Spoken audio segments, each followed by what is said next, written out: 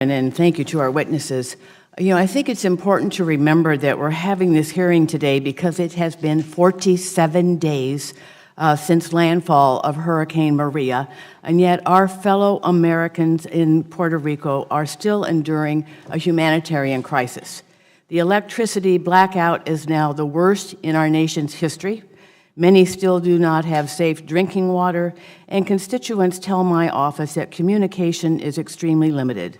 Some people are still having difficulty contacting family members in remote parts of the island.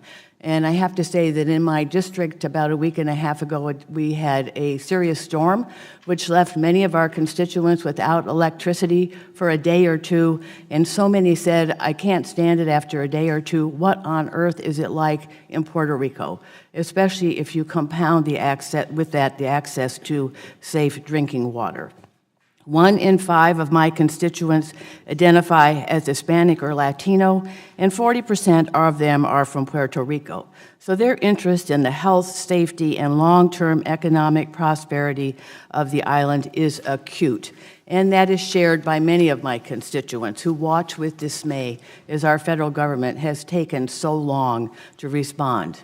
And to address that, since the hurricane struck, I've seen a tremendous response to help our fellow citizens.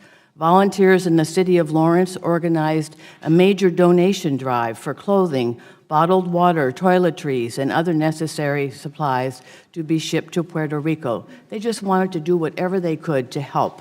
A bipartisan group of elected leaders created the Massachusetts United for Puerto Rico Fund, which is collecting donations and distributing money to relief organizations working directly on the island. And so far, they've raised over $2 million from over 1,500 individuals. And the private sector has responded to the crisis as well. For example, a solar company in my district donated an off-grid solar power system and batteries to a family medical clinic that has been without electricity or clean water. All wonderful actions, but really designed to try to offset our federal government's slow response. And I received a letter from the Massachusetts Black and Latino Legislative Caucus urging Congress to support increased relief efforts for Puerto Rico. And so with your permission, Mr. Chairman, I ask that this letter be entered into the hearing record. With that, Mr. Jaresko, in your written testimony, you have said, you go so far as to state that, quote, without unprecedented levels of help from the United States government, the recovery we were planning for will fail, unquote.